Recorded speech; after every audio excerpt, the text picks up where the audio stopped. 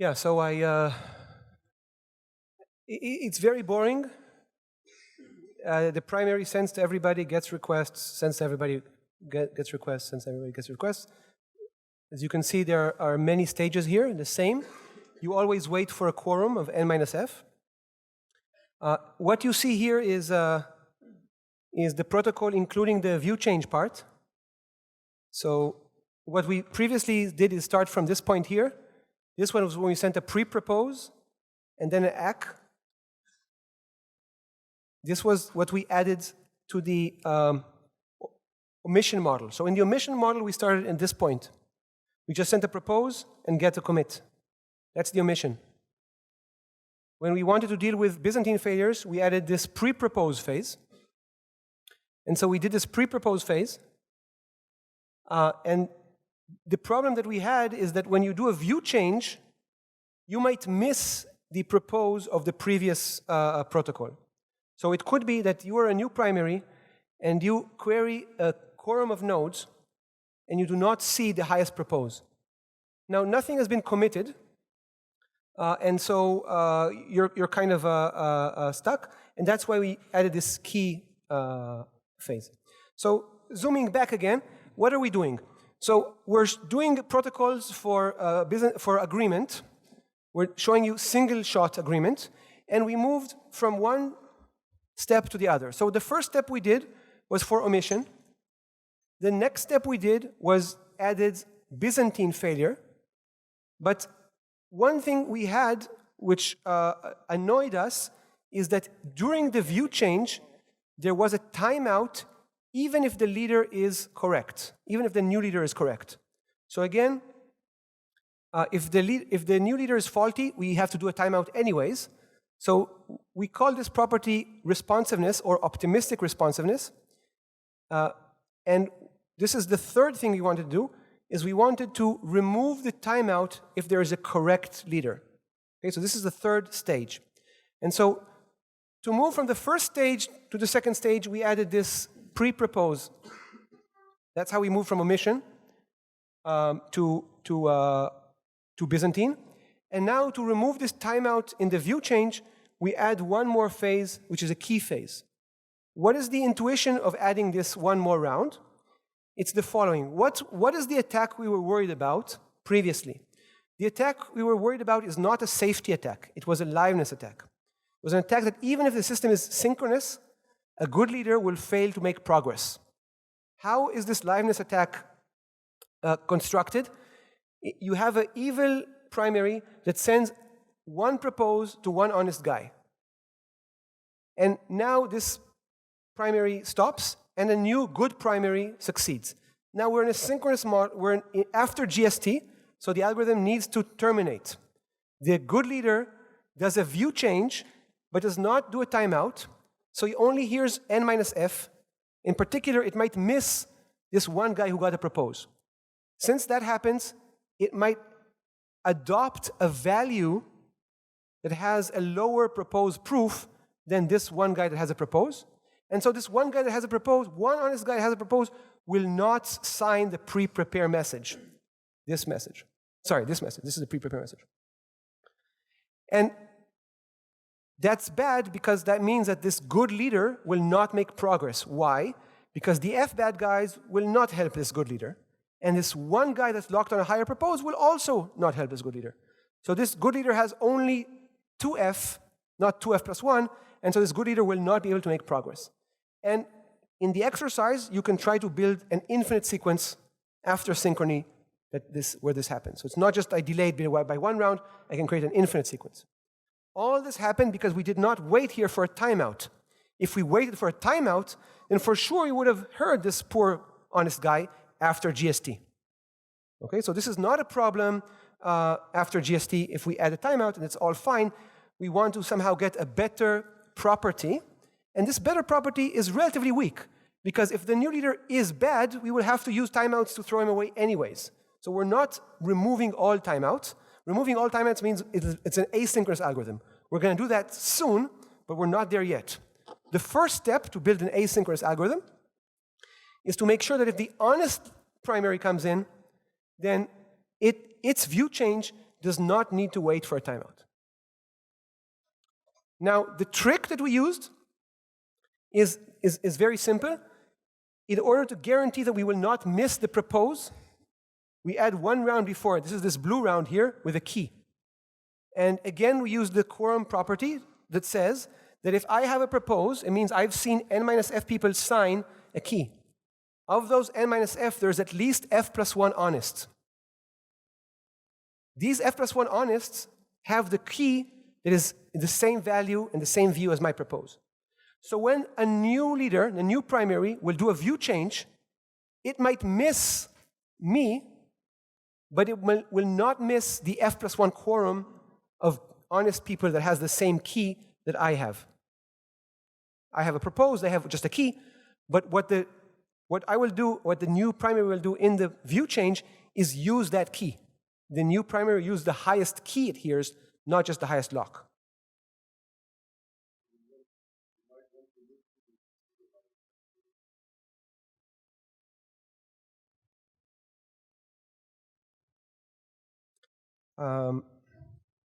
Yeah, I mean, the way I see this is that this is the same thing, it's the same property in all these steps, which is if I have something, f plus 1, in asynchrony, if I have something, f plus 1 have the one before. That's the simple property. So if I have a commit, there's f plus 1 locked. That's how we got safety. If I have a propose, there's f plus 1 keys. Similarly here, how do we get non-equivocation? Non-equivocation. Same way. If I have a value, there's f plus 1 honest that have this value. And so again, there can't be f plus 1 honest that have x and f plus 1 honest have y because that will intersect. So it's using the same property that if I have something, then there is a lot of honest people that have the one phase before that message type. So we just use it again, and you have to admit it creates a very elegant type of algorithm. It helps you, for example, you can now, if you run many instances of this algorithm one by one, you can actually do pipelining and chaining and all these nice things. And it's a very simple protocol. So I think that's kind of one of the advantages here. Note that nothing is being sent here other than a sign on a view and a value. And this is 1, 2, 3, and 4. But actually, you're just sending this, a very simple type of message. Okay, so what I didn't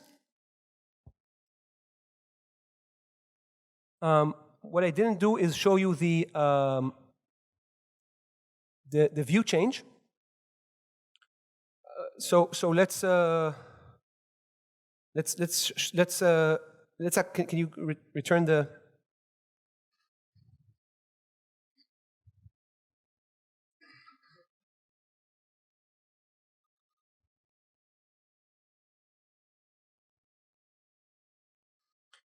Yeah, so this is the protocol here. What you're seeing here is actually the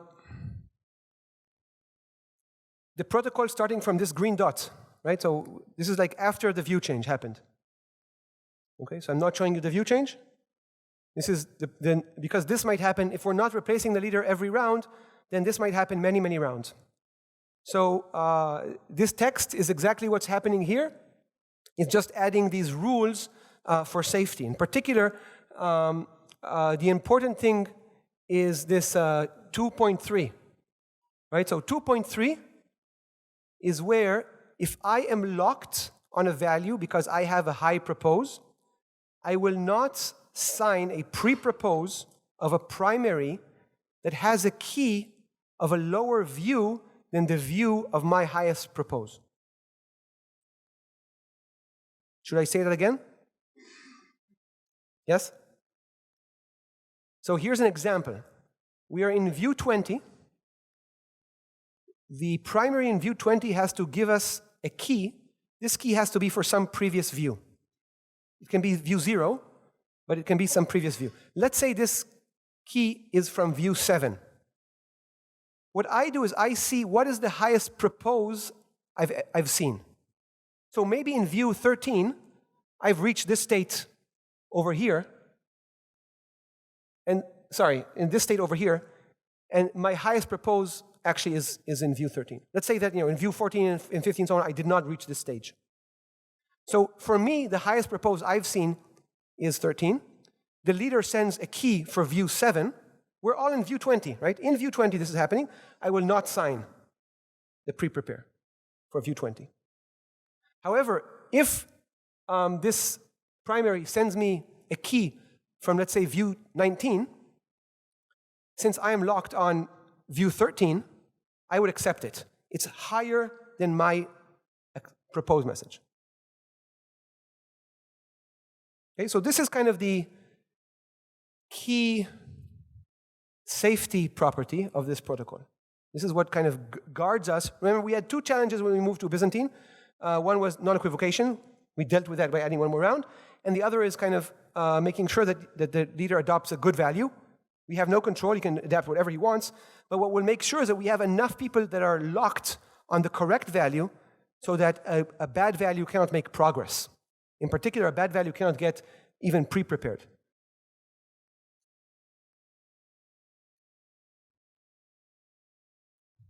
All right, questions on the normal case before I do the view change? When the primary proposes a new value, how would it pass 2.3? So if I am a good, so we didn't do the view change, but let's say if I am a good primary, I would ask everybody for their highest keys. And what will I choose? The highest key that I ever heard of. Yeah, but if there is no proposed value yet. Oh, then it's empty. Then I send an empty. Yeah, you send empty and it's empty. Its view number is 0 and it won't pass 2.3 on replicas, will it? Well, let's say my highest is -1. So yeah, syntactically it's fine. So if I've never seen a propose, then no. Like 0 is, so if it's equal, it's fine. I mean, when you say highest accepted so yeah, you see here equal or larger? Equal or larger? Yeah. So this equal means that I am locked on 0 by default, and when you send a message with no key proof, that's essentially 0. So it's okay. When you say highest accepted proposed view number, you mean accepted proposed number which is not yet committed? Yes, I mean this happens. I received the proposed message. I might have not committed. I received the proposed message. Yeah. But after you committed it? No, committed is here. This is a replica receiving a proposed message. Mm-hmm. There's no commit yet. Yeah. Right? This is here. And what happens when you commit it? All right. When you commit it and then primary issues a new request with empty proof, how would it? So I'm not talking about termination here. So obviously, once we commit, what you can do is send a new, one more. So we're not doing. We will soon do a multi-stage protocol, but here we're just doing one shot. Okay. Yeah, but if you have many slots, then basically, the next leader is going to extend the chain. So it's going to say, here's the previous committed message, and here's the one more thing I want to add. Right? That's going to be the state machine approach.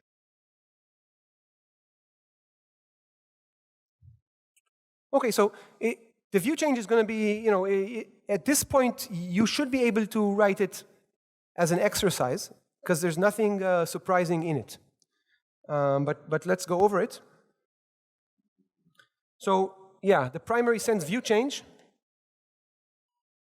with a proof, right? So you don't want the primary to send a view change and we all accept it arbitrarily, because then the adversary can create bad view changes, right? And go to a very high view. So you have to have a proof. And what do you do? Well, you check that the proof is valid. So you're not you don't just trust the primary for this, and you also see that you're not locked on even a higher view, because maybe you're already on a higher view. And at that point, you say, okay, I'm moving from view V to view V plus 1. And I respond with this view change acknowledgement. And the content of this view change acknowledgement is my highest key that I've ever seen. Okay? Again, what's the intuition? Intuition is I probably am this one guy that has a propose, I might miss him, but this key is going to be kind of what will keep me as a primary for seeing its value. So I use the keys from everybody. Right? So I ask everybody, please give me the highest keys that you've heard of. And what do I do as a primary? Well, I wait. Well, obviously, yeah, this key is cryptographically, again, I have all the signatures for this key, which is the n-f pre-proposed messages. If I haven't heard any key, then I send the empty key, like the key for view 0. And what does the primary do? So now it just waits for a quorum of these view change X. So this is the difference between this and the kind of Tendermint version we've seen earlier. In Tendermint version, you had to wait for this and for a timeout. So here we're kind of, we remove the need for a timeout. And what do I do? Well, I adopt the value with whose key proof has the highest view.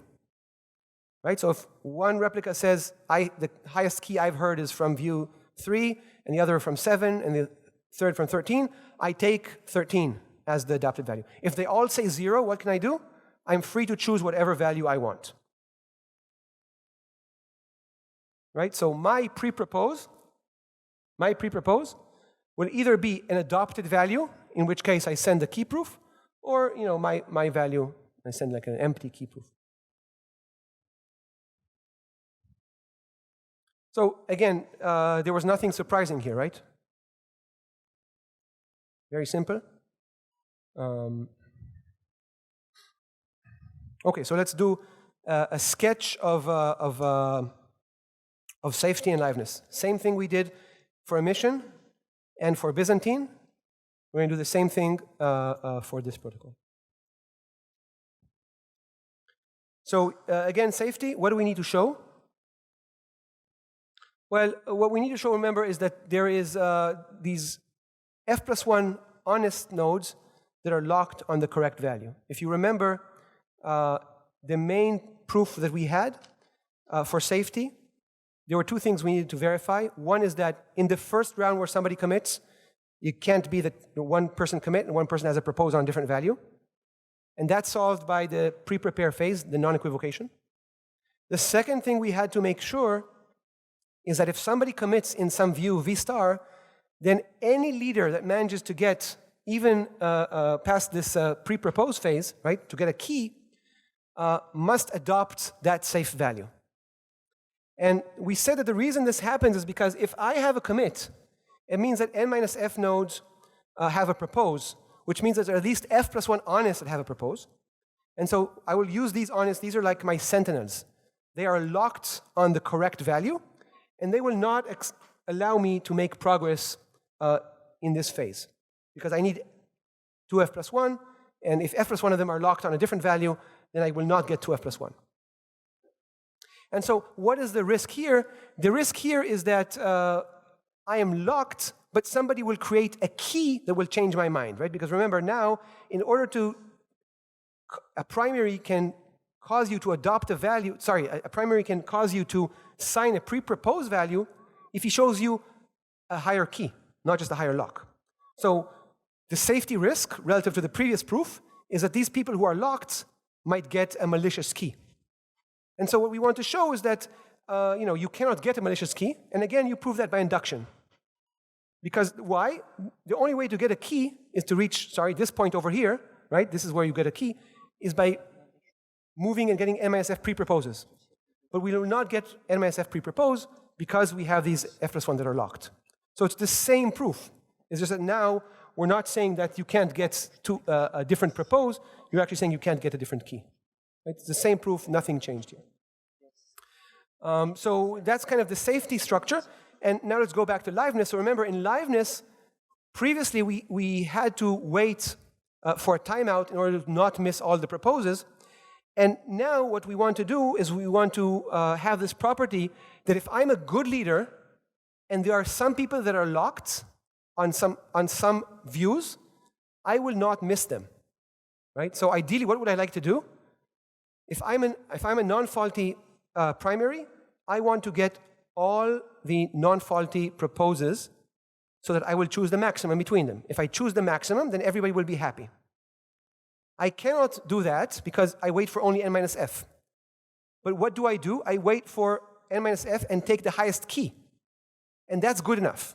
Again, because if somebody has a propose, then there's at least f plus 1 that have a key, and these f plus 1 will intersect my n minus f, and so I will use that key. And so by me choosing the highest key, I will for sure choose a view that has a higher view than all the locked honest nodes. And since I do that, then they will all work with me if we're in a synchronous mode. And that's, again, the hand wave of why the liveness works.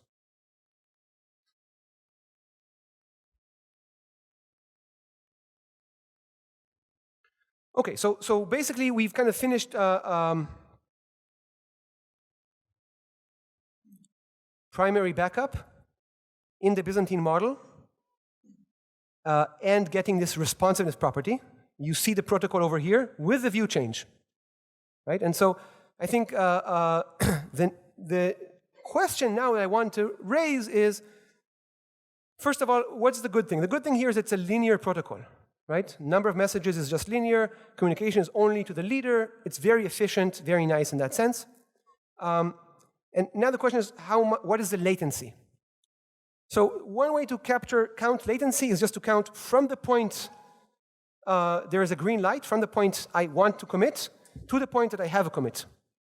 I'm ignoring the fact that the client has to send a message, and I'm ignoring the fact that this commit has to go to the client. So that's one more round trip.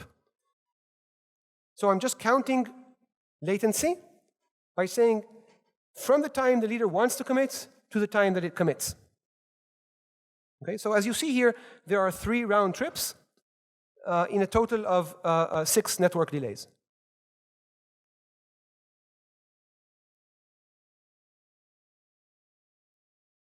And the previous protocol without this key phase, right, there's a trade-off here. The previous protocol had a better latency, but had this problem with it was not responsive. So you can choose. And one question you can ask is, can you do better than 2 round trips? The reason I write here 3 or 4 network delays is because in some of these protocols, instead of going through a leader, you do an all-to-all message. This is what Eli said earlier. So you save 1 round, and you kind of spend quadratic messages. So you can do either 4 rounds if you do it like this, or 3 rounds and you have all-to-all messages. 3 network delays. So the question is, can we do 1 round trip, which is 2 network delays? And so this is kind of this work on SBFT that we've done. And the answer is that in the best case, yes. So if the system is synchronous and everybody is behaving correctly, then there is a protocol that does a 1 round trip commit phase. And so it's not as easy as it seems. So this is an idea that was suggested back in 2006 in Ziziva. This is a best paper in SOSP. I had a journal version a year later. And unfortunately, had a liveness, a kind of a conceptual liveness bug. So it's actually non-trivial to get this protocol correct because you have to deal with both a fast path and a slow path working together. But what it gives you is it gives you this ability to rely on optimism in the sense that if there's no failures, then you get better performance. And so sometimes this is actually a good thing to do. Sometimes optimism wins over pessimism. In particular, if you have a system and you expect everybody to be online and no failures and perfect network, let's say you have 100 participants and they're all very strong machines, well connected to the internet, and you expect 99.99 time all these 100 machines to always work, then you should actually be using optimism and you'll get much better performance. Obviously, that's not always the case. So again, it's always a trade-off, and it depends on what your scenario is. And sometimes pessimism wins. In particular, if you're constantly under a Byzantine attack, then you should kind of adopt a pessimistic mindset of the world, right? So again, I'm not. It's a trade-off, and it really depends on the workload or the type of things you deal with. But I guess what I wanted to point out is that there are ways to reduce latency. Sorry, how much time do we have? I didn't. 1 more. Okay. All right. So now what we want to do is we started with primary backup in the partial synchrony mode, and we said that in order to move to Byzantine, we move from 2f plus 1 to 3f plus 1. But there was another approach, and our safety did not depend on synchrony. But there's another approach, which is to use synchrony for safety and to get a synchronous Byzantine agreement in the authenticated setting. And so this is what I want to focus on now. It's going to use similar types of ideas. So as Eddie said, this is the authenticated model. And indeed, if we did not have a PKI setup, then there is this Fisher-Lynch-Merritt famous lower bound that shows that even in synchrony, for Byzantine agreement, you have to do 3f plus 1. You cannot do 3f. So if you have a PKI setup, you can circumvent this and get 2f plus 1. And what we'll do is we'll start with the primary backup approach for omission. So remember, primary backup for omission, there was no key, and we just had this prepare phase, right? And after propose phase, and after this propose, we had a commit. This is the protocol. And what we wanted to do is we wanted to solve non-equivocation. And so what we'll do is the following.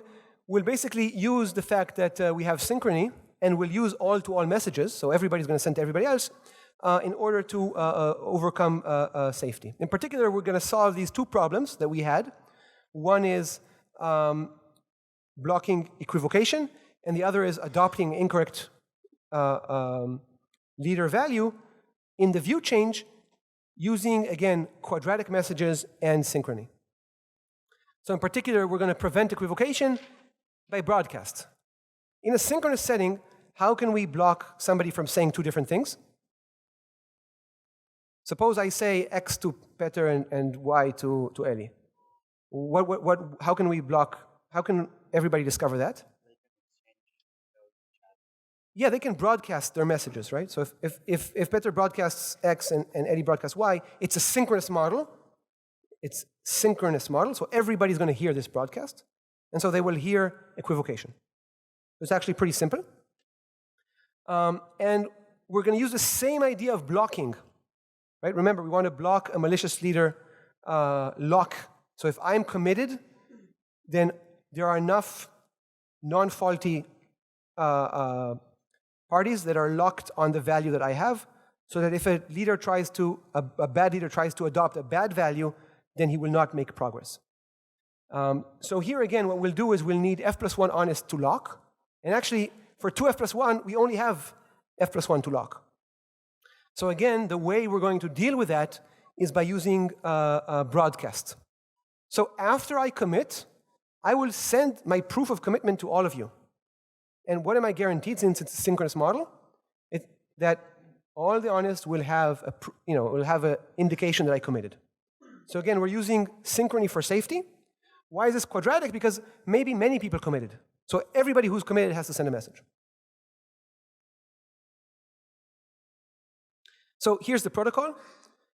Just like previously, the dealer sends a propose.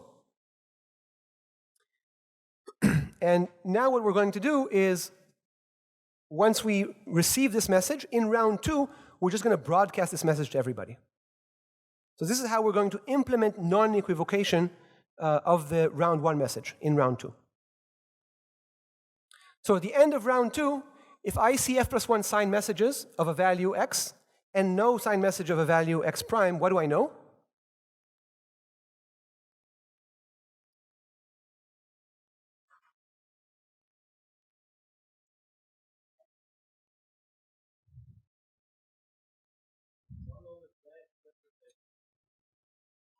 Could it be that one honest guy accepted x prime? Why?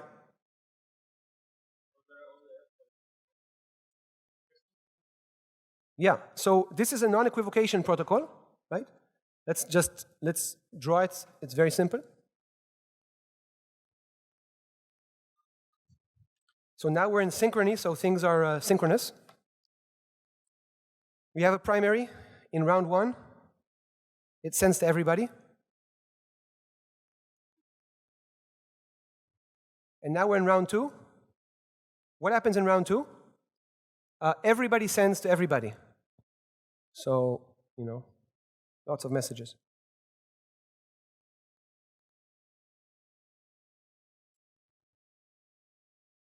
Now, what happens if at the end of round 2, I see f plus 1 messages for x and no message for x prime? So I claim that's a non-equivocation proof.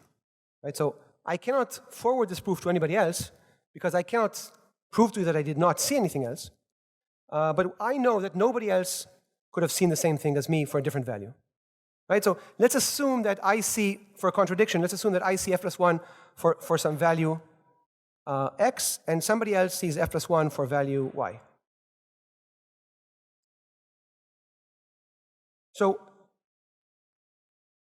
I see for x and I see nothing for anything else, and you see for y and see nothing for anything else. Obviously, this cannot happen, right? Because of this f plus 1 that I heard, at least one is honest, so he will actually broadcast to everybody, and since it's synchronous, I will hear of it. Right? So this is a simple protocol for non-equivocation, which basically means that if I hear f plus 1 for value x and no equivocation, I can commit at this point.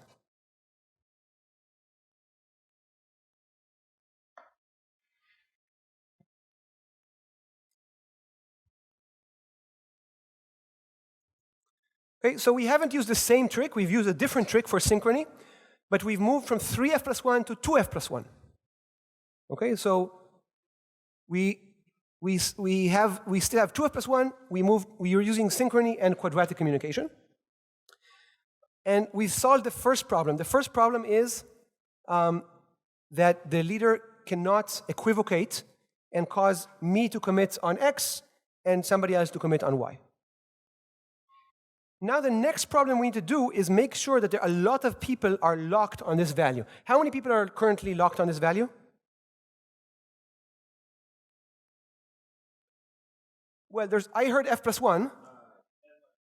So yeah, so if n is 2f plus 1, if I hear f plus 1, it means that maybe only one honest is locked. Right? So that's not a good, that seems like a pretty weak thing because only one honest actually has this value. Yeah, but so he broadcasts this and only one is locked on this value. So we'd like to kind of boost this to more than one node. And so the trick we use is, again, a simple trick, which is we send this f plus 1 messages to everybody else. So in round 3, this is going to be a notify round. We notify everybody of our commit. So if we committed, we send to everybody our commit message. So this is kind of a propose message. And you can think about this as a commit round, because at the end we commit. And here we notify.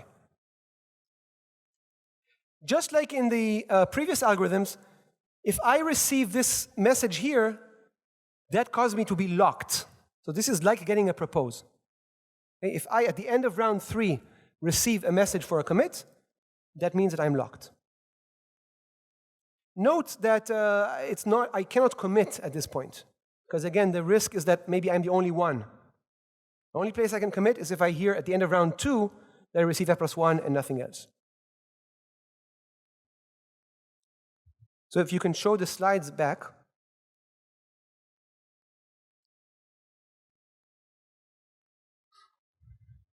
Yeah, so at the end of round 2, if you see f plus 1 that are signed for some value x and no message that is signed for value x prime, this is when you can commit.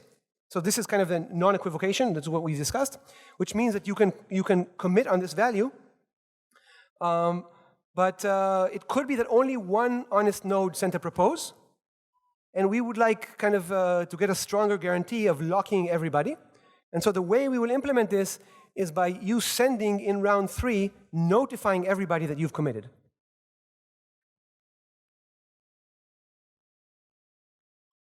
And the intuition here is that if you are honest, you broadcast these commit proofs, then everybody is locked. And obviously, we have to be careful here. But intuitively,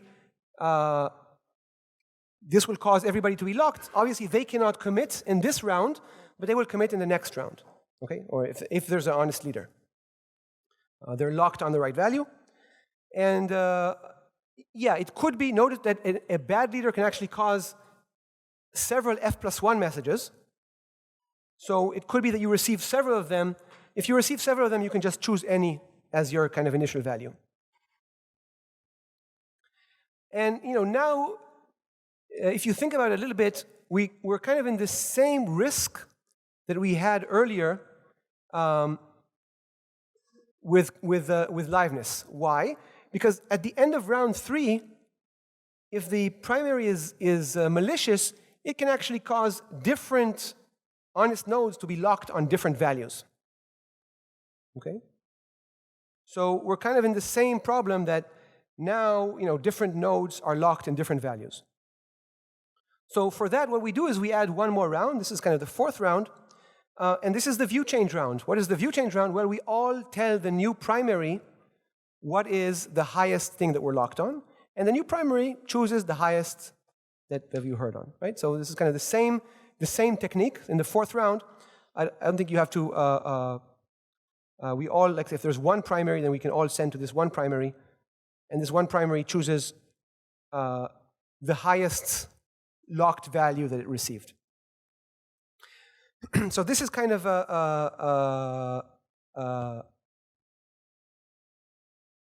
the framework for how a synchronous protocol works.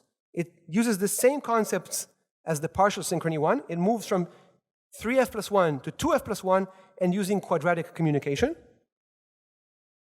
And again, we've used synchrony for safety. I'll note here that you can spend quadratic messages in another round to do a random leader election. So you don't have to move from one leader to the other. In a standard way, you can kind of use random leader election to move to a random leader. So that's one more round that you can add. So I want to, again, highlight the reasons why we have safety in this protocol. But before that, I want to make sure that the protocol itself is clear.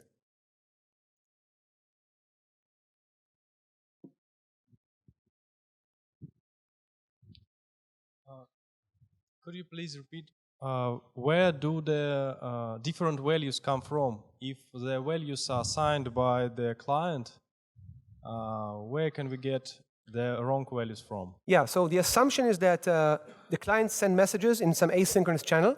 So every node receives a different subset of these messages. And so as a primary, you have to choose. Obviously, if the clients are all synchronized, then yeah, we're kind of, we don't need to solve anything. So one way to abstract that is to ignore clients and imagine that there's servers that have some input, some validated input. But in practice, these inputs are sent by clients, and because of asynchrony, different primaries will receive different client messages. There's also a risk that, let's say, a malicious primary can block some servers, some clients. This is the reason you want to rotate leaders, right? So that eventually a good leader will not block or reorder the client requests.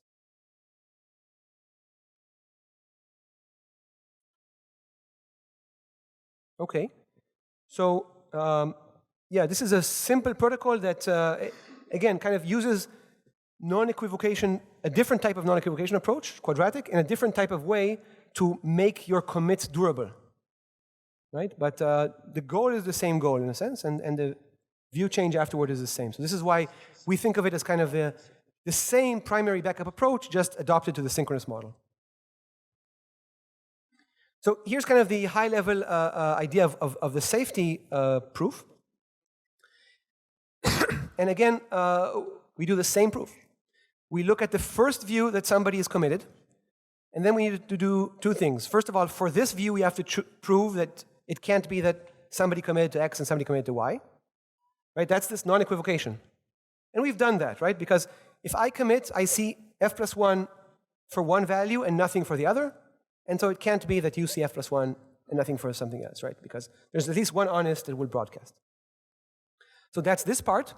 And again, note that we use synchrony here, because we use the fact that if I see a contradiction, my broadcast will reach you by the end of this round, right? Of this round 2. And so we're relying on synchrony for safety. And again, what we need to do is, for the induction argument, make sure that any leader that after this view change, if it adopts a value, if a value was committed by somebody, then the only way this leader can make progress is by adopting a value that is consistent with a value that's already committed. For that, we need to make sure that there are F plus 1 nodes that are locked on the correct value. And since they're locked on the correct value, they will not broadcast your propose, because your propose comes with a proof that comes from a lower view. The same technique we used previously we're using here. You have a group of locked nodes that are locked on a particular propose, and if we receive a propose from a lower view, with a proof of a lower view, we will not sign it. And so nobody will get F plus 1, because there's F plus 1 that are locked on a higher one. So the only thing you can get is F. So again, we're using synchrony here, and yeah, where do we use synchrony here?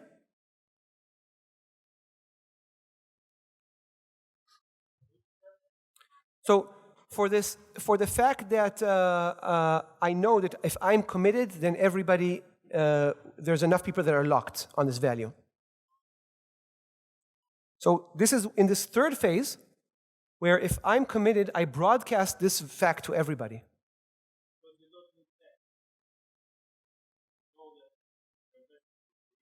Yes. Yeah, so I'm using synchrony in the following sense, that I know that after one round, if I send my message here, all honest will be committed. So this is the round where I use synchrony to guarantee safety for the later phases.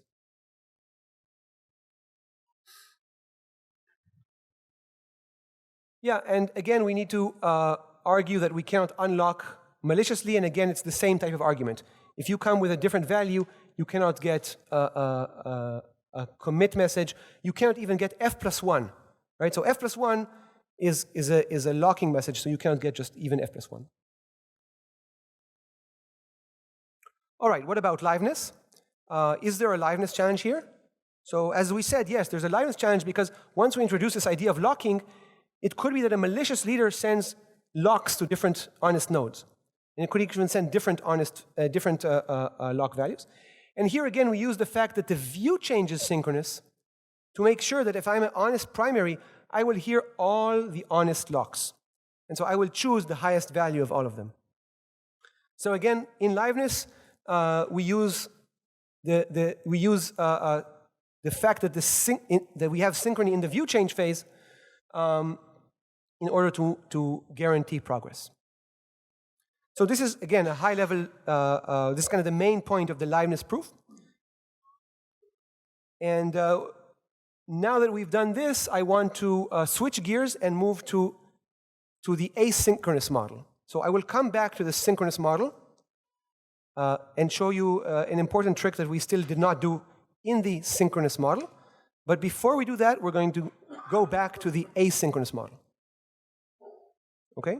So any questions about the synchronous protocol until now?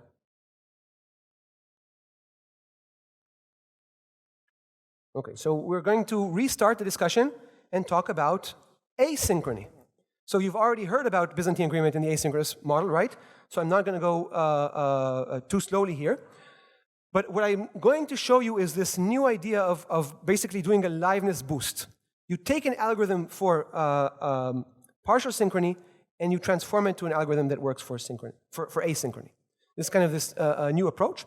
And what do we gain from it? We will gain from it a stronger validity property. And this stronger validity property is important for state machine replication. So here's what we want to say. We have a kind of a primary backup approach for partial synchrony. It's always safe, but liveness is not perfect. Liveness only works for synchrony. And why is asynchrony so hard? It's because if you don't have an asynchronous protocol, then the simple attack that the adversary can do is do a denial of service attack on the primary. So every time there's a good primary, you do denial of service attack on this primary, then the messages of this primary become so slow that you make no progress. And so this is kind of the standard problem. So, one solution is, okay, let's just choose a random leader. So choosing a random leader is good because then if I'm a static adversary, I don't know who to attack. But typically, if I choose a random leader, what I can do is I know who the leader is, I can attack this new leader. And so if I'm adaptive and I can quickly launch a denial of service attack, it doesn't matter that I now learn that some random person here is the leader, I can now send a denial of service on this random leader. So it works well if the adaptive adversary is slow. Let's say it takes them a day to launch this attack. So by that time, this leader can already make some progress. But really what we want to do is we want to deal with an adversary that's very fast, that can always launch these types of attacks. And so this is kind of our goal for asynchrony. And as you know, this is kind of impossible to do. And you've already heard that you can do this if the system is synchronous, or you can use randomization. So as you know, the FLP result, all it says is that there has to exist an infinite execution. But in particular, this infinite execution can have a measure 0. And in particular, like these protocols have a constant expected number of rounds. So they're very efficient, they're very fast. Just a constant number of rounds. And in particular, if you want to build a state machine replication, that means you want to actually receive messages from clients, and you want to commit messages from clients, then this idea of weak validity is not enough. So remember, weak validity says that if we all have the same value, then this is the value we have to commit on.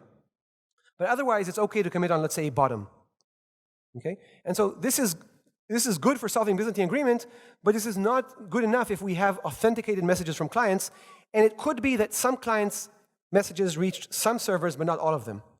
Right? So really what you want to get, and you can do binary agreement with this, but you kind of cannot do this validated agreement. This is the idea of external validity. And again, what external validity says is that let's say with constant probability, one of the values of one of the honest servers is committed. So I don't have to assume that everybody has this value. It's enough that one honest person has this value. And with constant probability, this value is committed. In a sense, you can think about it as kind of a round robin, where every time a random leader is chosen, and if this random leader has an authenticated value, even if nobody else has it, then this can be committed. This is the validity guarantee. Okay? And there's actually a gap between weak validity and getting this external validity. And you can read kind of this paper by Kashin, Schupp, and Karlsruhe that discusses this for state machine replication. Okay, so the problem is that the leader can attack the primary. So how do we solve this problem?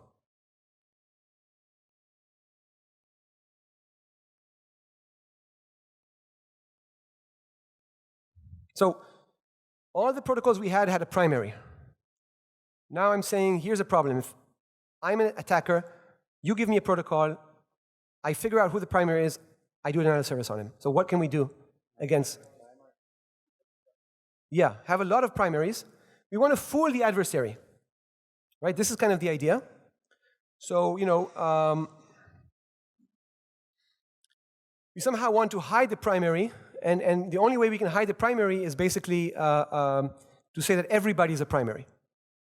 Okay? Now, why is that a good approach? Because what we'll do is we'll let everybody be a primary, so the adversary doesn't know who to attack.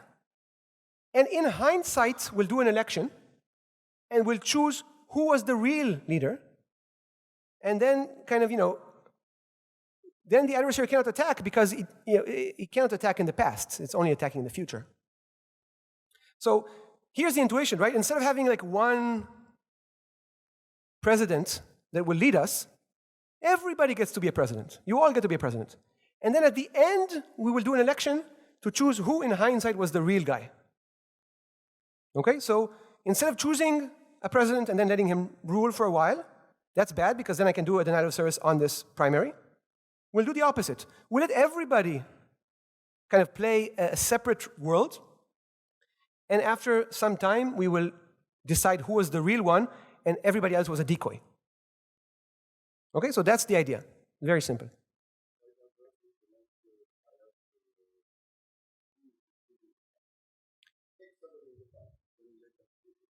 Yeah, so we'll have a good leader election algorithm. So we have to assume that we have some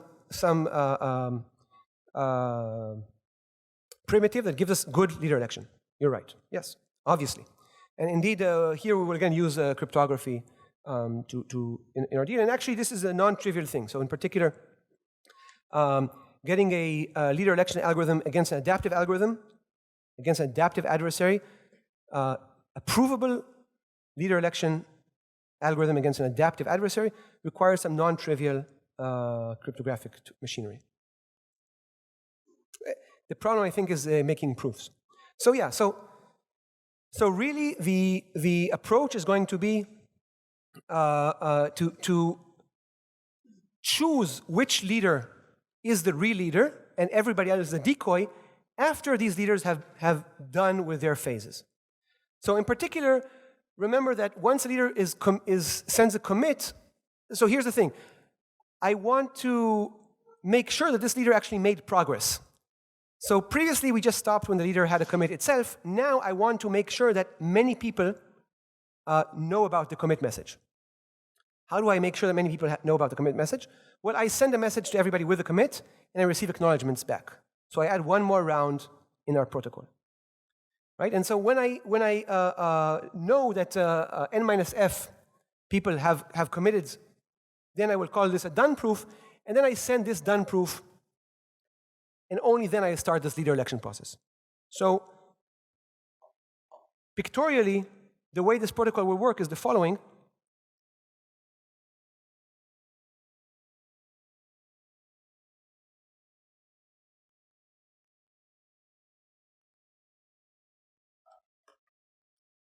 So everybody's a leader, and they run this, this protocol that you've seen before. And there's another protocol for another parallel world.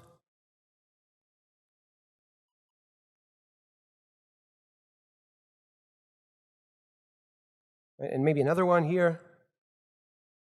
So all these you can think about as like parallel threads running the primary backup protocol for partial synchrony that we just discussed earlier. And what I now do is I kind of wait until there are enough, and once I'm done here, I actually send messages to all these worlds, right, all these primaries, and I wait here, and this is kind of my barrier phase. And so what this barrier allows me to do is make sure that if I finish this barrier phase, it means that I received enough messages from enough worlds. It means that at least n-f worlds have made progress. Why am I guaranteed that n-f of these worlds will make progress? Because there's n-f good leaders.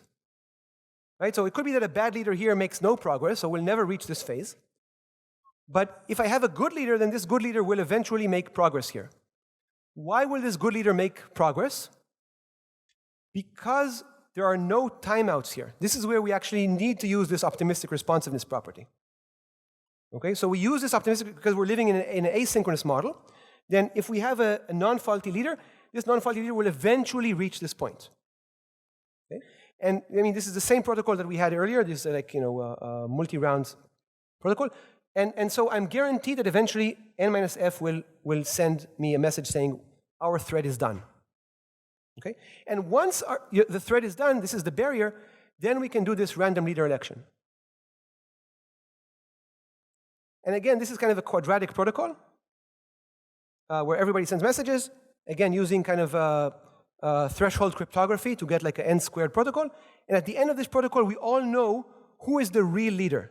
So let's say, at this point in time, after this protocol, after this protocol finishes, we learn that the real world is actually maybe this blue guy. So we just ignore everything that happened everywhere else, and we continue running as if this leader is kind of the world. In particular, what we do is we kind of do this view change protocol. So again, it's the same view change protocol that we did relative to the blue world. So maybe I'll use kind of the blue color. We use the blue world, and now in typical view change, we send the messages just to one guy, but now everybody wants to be a leader, right? Remember that we're starting a new round, so in a new round, everybody becomes primary again. So we actually send view change to everybody. So again, this is a quadratic messages where we receive messages from everybody, and then everybody continues again in their own separate thread. So this is kind of the next round.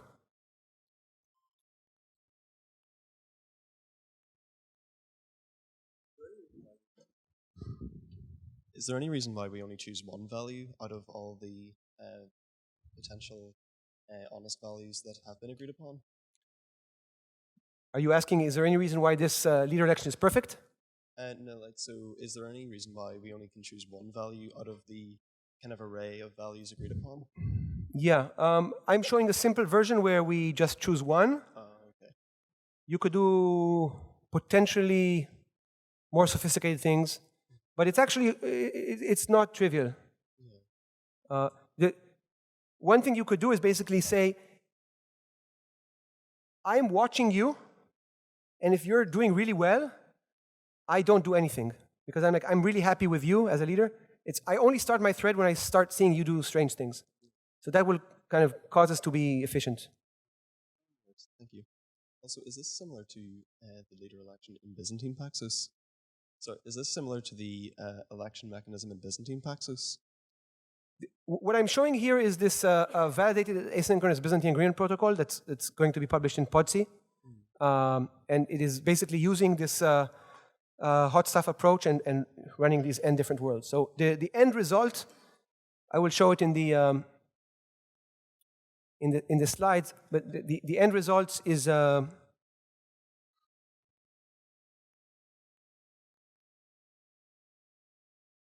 yeah, so the end result is kind of an asymptotically optimal Byzantine agreement for the validated case. So remember, for weak validity, we already have an optimal result that you've seen, but this gives you the same complexity costs up to words instead of bits, assuming a threshold setup, but for the validated setting. Thank you.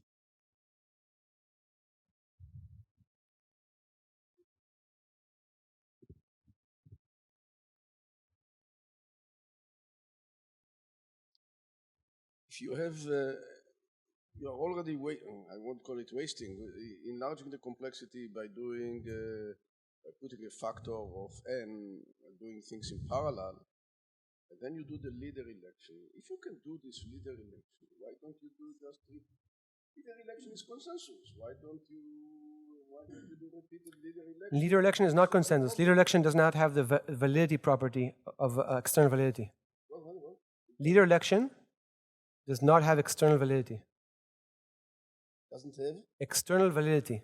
You just choose a random value, let's say a random value either 0 or 1, but you cannot use that to commit on client messages. Let's say client messages are authenticated. So again, it goes back to the delicacy of you want stronger validity.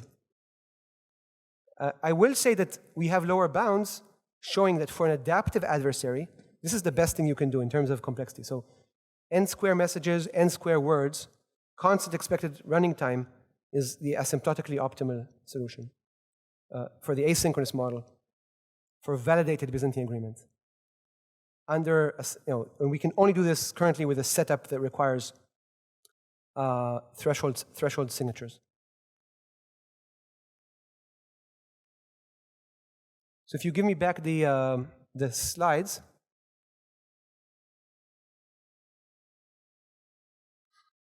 Yeah, so what I want to say is the following. We actually didn't do a lot. We ran the algorithm that we saw in the previous hour and a half. And after that, we kind of ran a barrier protocol to make sure that many of these worlds actually completed. And then we ran a leader election to basically throw away everybody except one. Everybody was a decoy, and one was chosen. So in terms of safety, at the end, nothing changed because we're just continuing to do this thing and changing leaders every round. So every time there's a new view, we change a new leader. It's just that this view contains a random leader, and we actually choose which one in hindsight.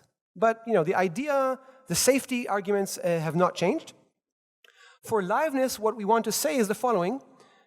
Since n minus f of these worlds had to complete, it could be that the random leader election chooses a world that it did not complete. If we chose a world that did not complete, then we just do a view change on a world that did not complete. That's okay, it's going to be a safe decision. And we just continue on for one more round. But with constant probability, we actually, in hindsight, choose one of the worlds that did complete. And if it did complete, then now everybody committed, and so we can terminate. And so that's why you get a constant expected running time in terms of asynchronous rounds.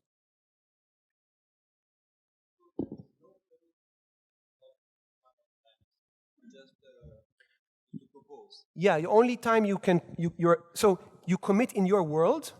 Okay. But you cannot commit in the global protocol until you do a leader election.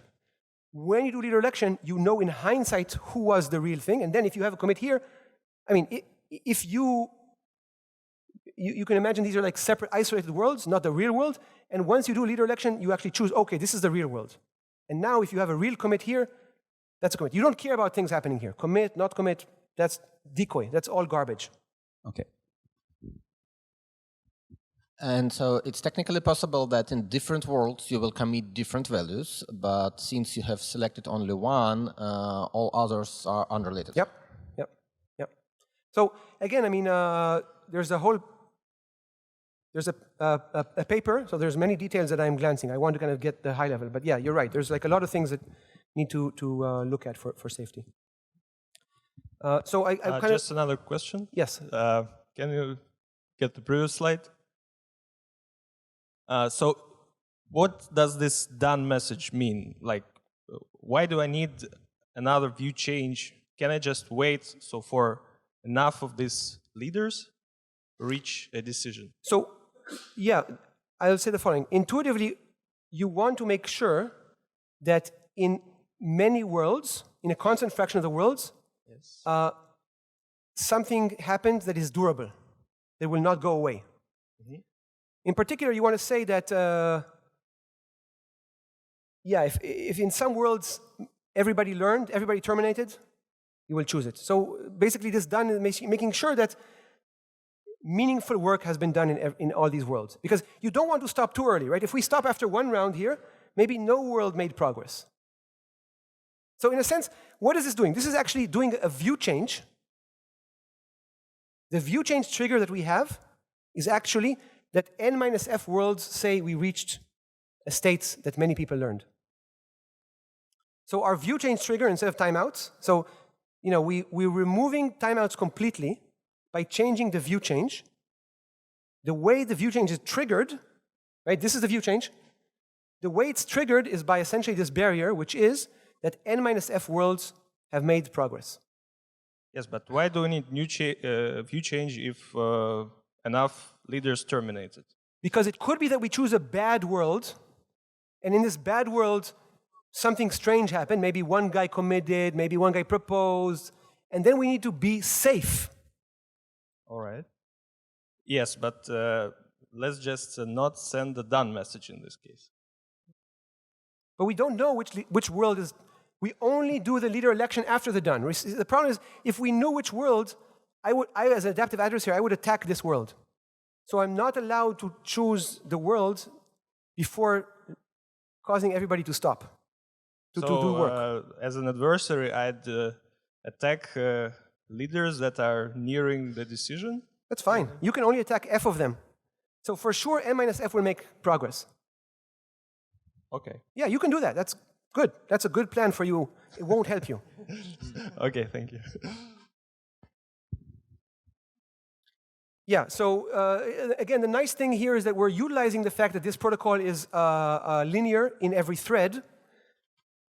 And so running n concurrent of them will give you a quadratic. We're using the fact that you can use cryptographic tools for threshold crypto to do a leader election, randomized leader election, again with quadratic costs. And also we're using the fact that the view change is kind of linear, and we're doing it kind of, everybody learns, so you get a quadratic number of messages. And so the whole thing is quadratic, and since we make progress after a constant number of rounds, because with constant probability we choose a good world where there was progress, then we get kind of an expected constant number of rounds. And this is the best of all worlds, and we can, there are lower bounds showing that you have to send n squared messages. So this is at least, in terms of number of messages, asymptotically optimal. So just to summarize again, do I understand correctly that this multi-world setup is primarily meant to allow truly asynchronous model? So regular hot stuff is this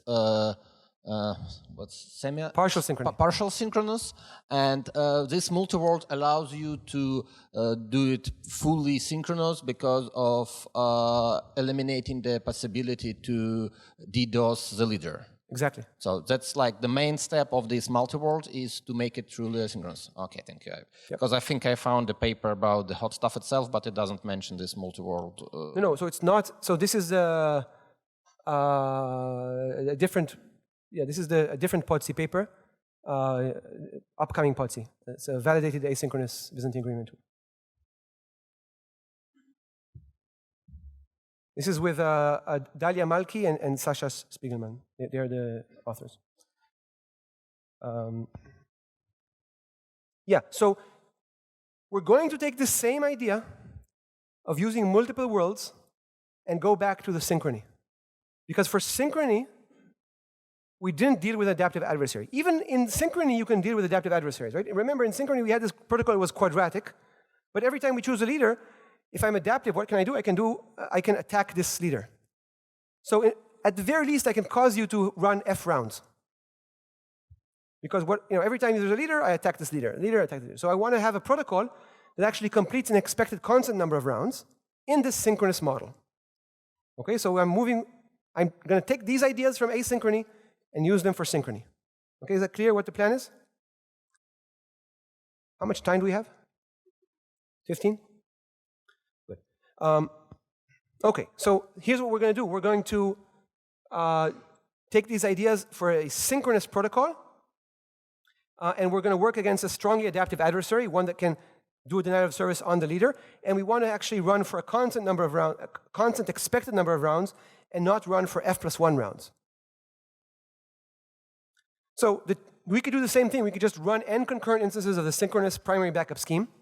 Remember that this synchronous primary backup scheme required n squared messages, and so the total here is cubic costs. And so we don't like cubic costs. That's too much, right? Maybe if you have 1,000 nodes, 1,000 to the power of 3 is too many messages. So we want to kind of use a quadratic solution approach. And so what we'll do is we'll actually run n concurrent instances of the linear part of the synchronous protocol. So remember, the synchronous protocol had some part was linear, some part was quadratic. And then elect a random leader. And after we elect a random leader, we'll run the quadratic part only for the elected leader. And so, we have some challenges. I'm actually going to skip them. I'm just going to say that you can use the same type of approach that we've seen in asynchrony with this additional trick, or two tricks, to get also optimal algorithms for the synchronous model. So again, for the synchronous model, you want to go from n cubed to n squared. And so this is, there's a protocol here. I won't go over it because I want to talk a little bit about blockchains and so on. So then there's a question of, can you break the quadratic bound? So in synchrony against an adaptive adversary. So there's a third paper in the upcoming PODC which deals with a lower bound, showing that for a strongly rushing adaptive adversary, you have to spend n squared messages. So there are ways to kind of deal with going in this synchronous model, going below n squared, and this is using randomization. This is kind of the Algorand approach. So it obviously in order to not circumvent the lower bound, it has to assume a weaker adaptive adversary. So I won't go into this. I will talk now a little bit about state machine and state machine paradigms. And so I'm really switching gears here and saying that in the last almost 3 hours, I've been talking about single-shot consensus. And, synchrony, asynchrony, Byzantine, omission. I hope you remember something from this long. But, now you can forget all of that and kind of focus on how do we move from a single shot to a state machine replication. So the state machine replication approach is the following. There is a formal state machine where we define some sort of function that moves from the old state and the command to a new state. And we want this thing to be deterministic. This is kind of example of this is a file system. Maybe you have like a commands for the file system or a key value store, but it can also be a virtual machine. So like, EVM, like the Ethereum virtual machine, you can think of it as a state machine. And this is a kind of actually a very important notion in computer science. The idea that distributed systems implement a state machine. It starts from Lamport's work in 78. It's quite amazing. He already at that point mentions that this is how you should build distributed systems, by modeling them as a state machine. In a sense, you want to think about your ideal functionality is a state machine. This was again adopted by Barbara Liskov and her team for Byzantine agreement in base. And what I want to say is that this idea of having an ideal functionality and proving that protocols implement this ideal functionality is actually not just important in distributed systems. This is the key definition of security in cryptography. So this is kind of, people here who are more in the world of cryptography, this is, this notion of universal composability in cryptography, where really the goal here is to replace the ideal functionality with some robust implementation. So kind of in Lamport and Liskov's view, really what you want to make sure is that clients see a single state machine, while you implement it using some distributed algorithm, and what you want to prove is the safety and liveness properties, right? So safety means that all clients see exactly the same state machine, and liveness means that this state machine actually makes progress, because one way to implement a state machine is do nothing. And kind of, in the cryptographic world, you also get a stronger notion of privacy. So not only you get safety and liveness, but you get a very strong notion of privacy. In particular, basically, if nobody in the system learns something, then even the people who are implementing this ideal functionality learn nothing else than what they would learn in the ideal world. And again, this is kind of a huge topic, but what I want to say is that this is a core idea, that there's an ideal functionality, an ideal state machine, and then there's an implementation of it, which is kind of what the algorithm is supposed to do. And universal composability gives you like a very strong notion of this type of security, not just standalone. Okay, so here's what we want to do. We want to move from single-shot consensus to implementing state machine replication, right? And so here's why we want to do state machine replication. There's two things that we want to do. First, from single-shot to a sequence of commands. So what we've been focused on is doing just one command. And what we want now to do is have like multiple commands, one after the other. And once we have multiple commands, one after the other, that easily defines the behavior of a state machine. How? Well, we just feed the commands sequentially to this state machine, this deterministic state machine. So what is a state machine after 3 commands? Well, you just feed the 3 commands to the state machine and see what the state is. So there's a very clear matching between a sequence, a deterministic sequence of commands, and the outcome of a deterministic state machine. And so this is what we want to do. I want to say it's a very powerful notion. First of all, because you can do what's called state machine virtualization. So you can have a state machine whose commands are changing the state machine. So for example, you want to update some code in your state machine, you can build a state machine that allows you to do that, right? This is kind of a virtualization of state machines. So when you think about a soft fork where you want to change your opcode, that's kind of a state machine operation that you can think about. Even stronger than just being reflective, a state machine can actually be aware of the fact that it's being replicated. And again, this is kind of a beautiful thing, because that means that you can manage the reconfiguration. Somebody asked earlier, what happens if I want to change the group of people that are maintaining the state machine? So I can have a command in the state machine that will allow me to change what is the group inside the state machine. Again, this is kind of actually, by now, a well-known idea by Fred Schneider has a tutorial on this in the 90s. You can not only change the group, you can actually change the whole protocol. You can move from one protocol to the other. And this is kind of this idea of 700 BFT. This is a paper from 2010 that really shows that you can actually, using reconfiguration of a state machine, change protocols dynamically from one to the other.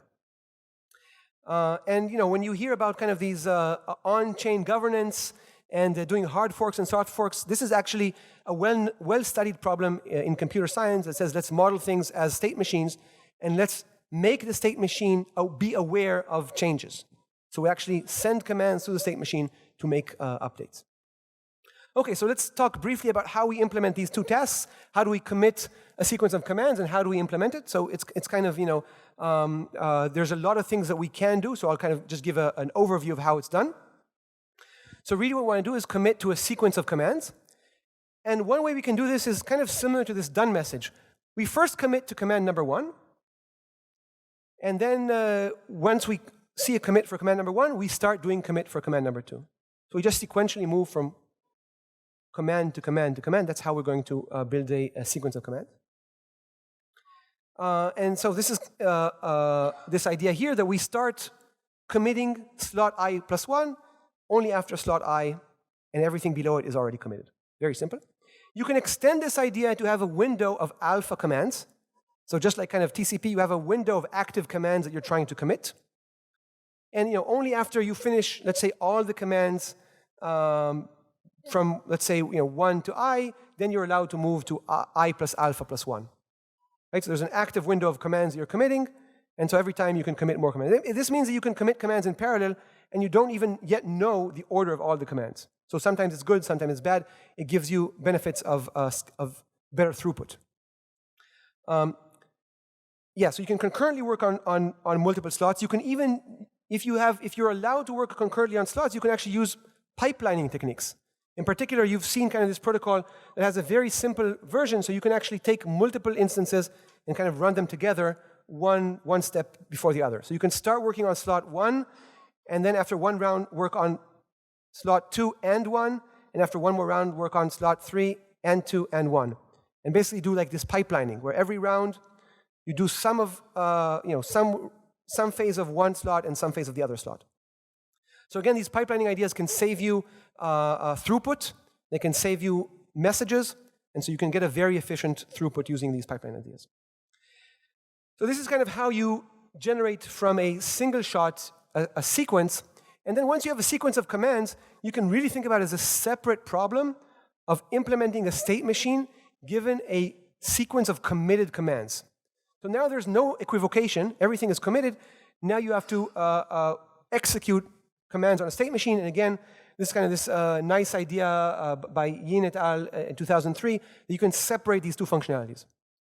And so you can have a separate group that executes the state machine. You can have clients that read the state of the state machine, get a linearizable read of the execution phase of the state machine. And this is, again, this is the high-level idea. How much time do I have? Okay. 4 minutes.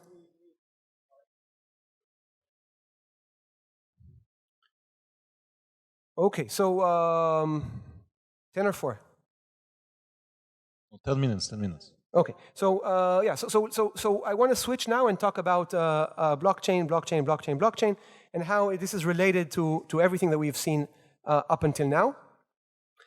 And so what I'll focus on is, what is blockchain? At least here's how I see this. And essentially, I will say that blockchain is something that implements decentralized trust. And I will talk about kind of voting in decentralized trust. And then kind of the main key point, which is that decentralized trust is consensus, is Byzantine fault tolerance. This is kind of the main point I want to make. So I want to kind of tie in why what we've seen about Byzantine agreement is related to Nakamoto consensus. Okay. All right, so what is a blockchain? So there's kind of many different idea. Here's one by Stuart Haber and Scott Sortena from 1991. Again, a beautiful paper, How to Timestamp a Digital Document.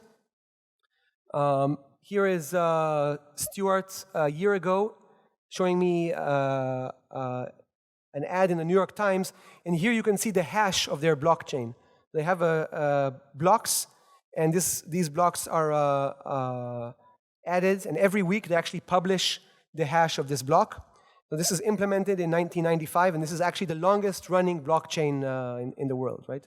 So conceptually, this has the idea of a chain of blocks that are incremented one by one.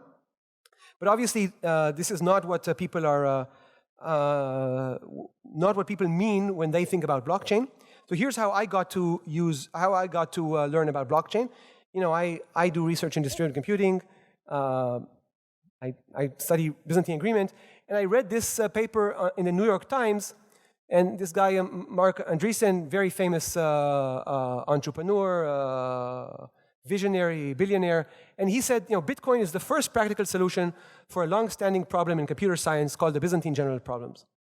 And so, you know, I read this in the New York Times, and I'm saying, you know, what I do is Byzantine agreement, and I have somebody in the New York Times telling me about this thing, and I say he's obviously wrong, and you know, and actually, I think he was right. So, but this is how I got to know this scheme, and obviously it starts. Before that, this is kind of the 2008 paper by Satoshi Nakamoto.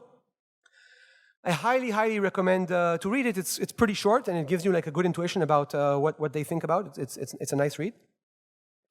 Here is an email that was sent a month after the white paper was published, where there's still like, you know, people are complaining and saying, oh, you don't understand, you're not solving, and at least this Satoshi Nakamoto email was responding. So, you know, now we don't know, but at this point, you know, what Satoshi Nakamoto is saying is, you know, I'll read it here. The proof of work chain is a solution to the Byzantine general's problem. I'll try to rephrase it in that context. So this is actually quite surprising. Even at the time, in 2008,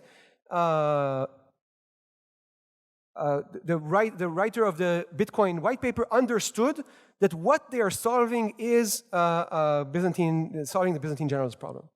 So, you know, I won't ask you if this is a correct solution or not, but it's actually fascinating to see that they understood that the core idea here is kind of solving Byzantine agreement. And this goes back to much more explicitly in the white paper, this idea of a trusted third party, right? So here's kind of a quote from, I guess, the abstract or the main part of the paper. You know, what is needed is some way to send messages and transact without the need of a trusted party. So we're kind of replacing a trusted party with a decentralized system. And, you know, you can see, I highly recommend to read a blog post. This is from 2001, and then a podcast of Nick Szabo talking about trusted third parties are security holes. So Nick Szabo talked about trusted third parties before he wrote this white paper and after, I think. And it's interesting to see this focus again on trusted third parties and basically implementing ideal functionalities in distributed systems. So again, it's exactly the same thing that we've discussed. So kind of this is my thesis of what is a blockchain. So literally, yeah, it's a chain of blocks that have a hash to each other, but actually that's, in my view, the less important aspect of it. Really, the important aspect and the revolution comes from the fact that what this blockchain provides, the underlying foundation, is providing decentralized trust. So you can think about it as removing trusted third parties, or you can think about it as essentially solving Byzantine agreements. And in particular, as you can see, Bitcoin was very clear that they have a very specific adversary.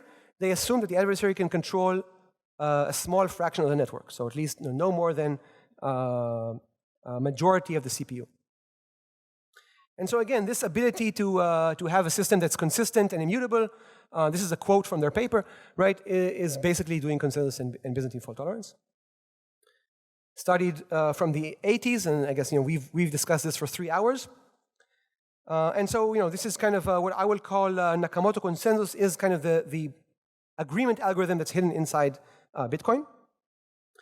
So yeah, what do I mean when I say decentralized trust? So decentralized trust really is the opposite of centralized trust. And centralized trust is very easy to define. Centralized trust is when there's like one trusted party and everything depends on this one trusted party. So that's kind of an easy definition of centralized trust. And so decentralized trust is kind of trying to do the opposite. It's when you have a joint group that makes decisions and no small minority can change or revert these decisions.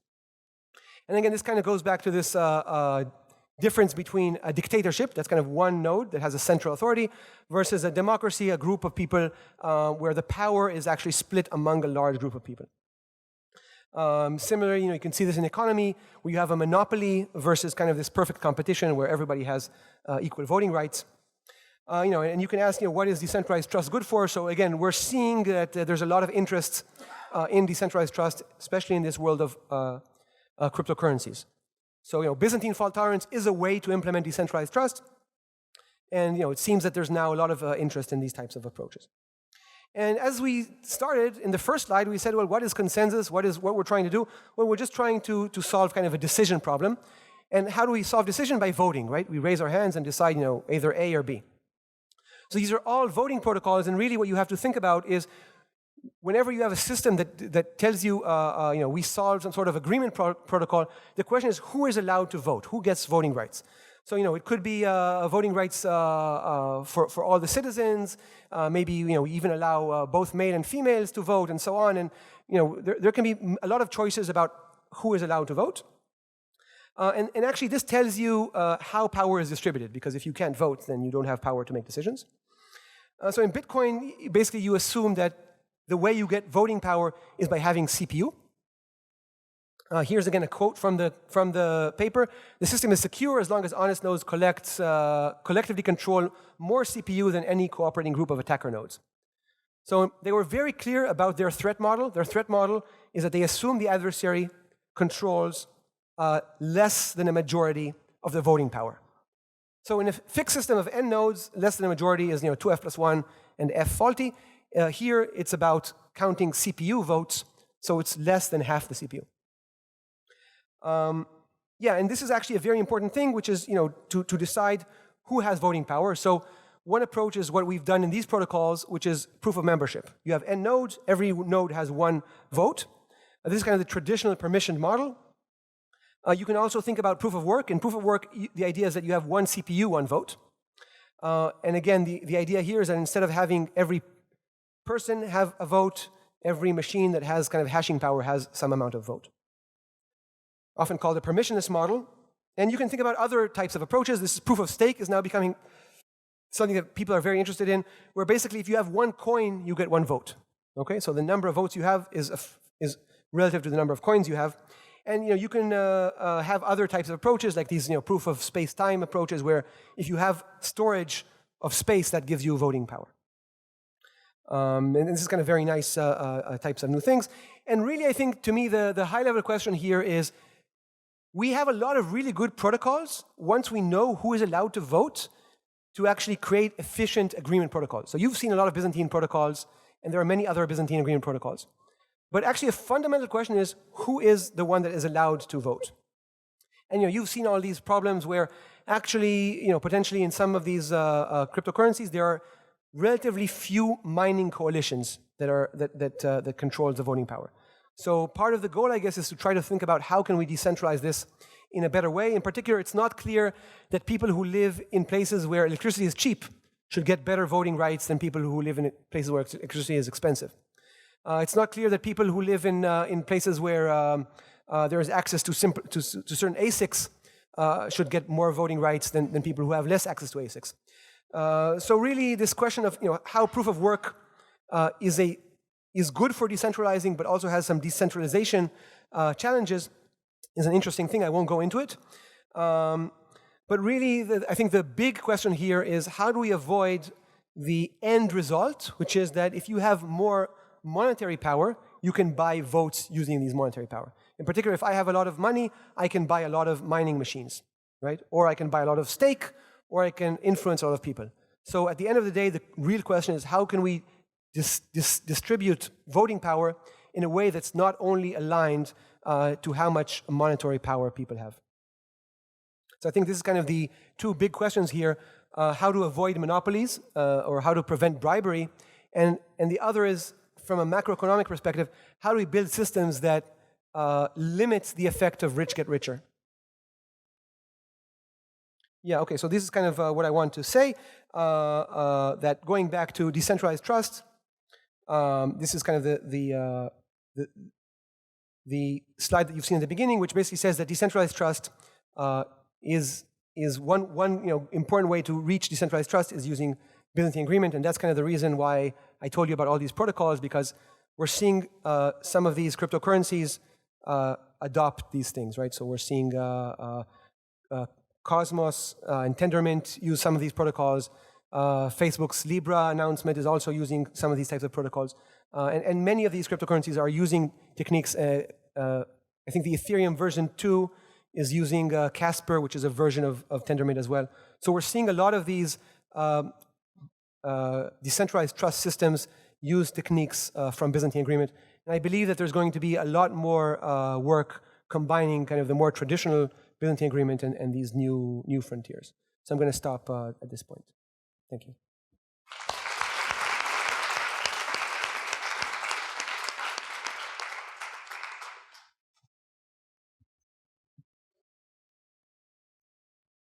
Talking about the blockchain. Talking about the blockchain is a revolution, but not the money-wise, the Bitcoin. I'm not sure, because as long as it's a little niche, now we are talking about, I don't know, 50 billion. It's not something serious. The moment that money out there will be really decentralized, and will threaten governments. The US government will not allow the dollar to be non-currency and stuff like this. Then state actors will come into the game. And when state actors will come into the game... So what's the question? What's the question? What's the question? The question is, I don't see that the complete decentralization will work. So, for example... what's the question? The question is, what do you think will be the... There is centralized, there is decentralized, and there is in the middle. All the things that you're talked about have a number of players that we know. They are okay, I think I understand your question.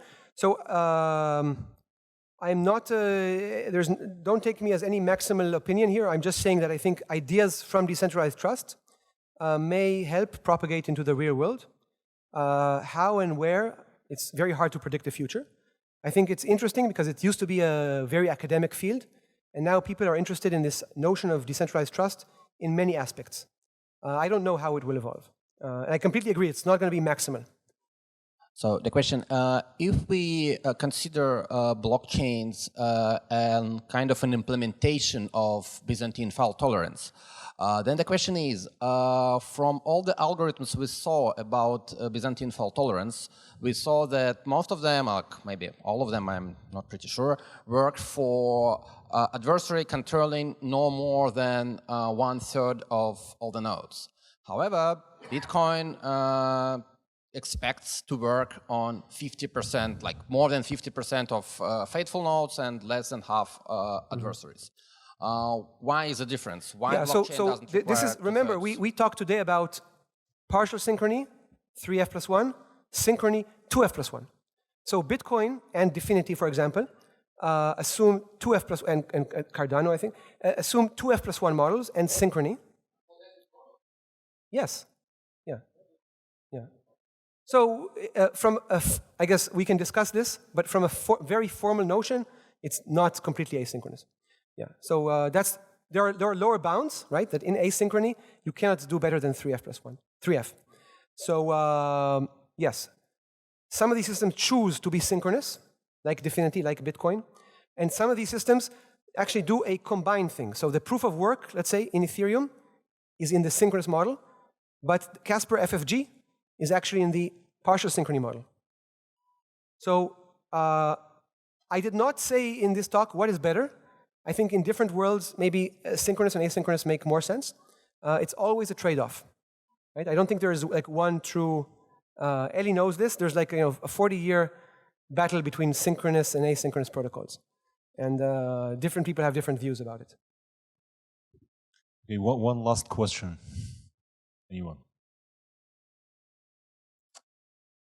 Okay, cool. Let's thank Ittai for the great talk.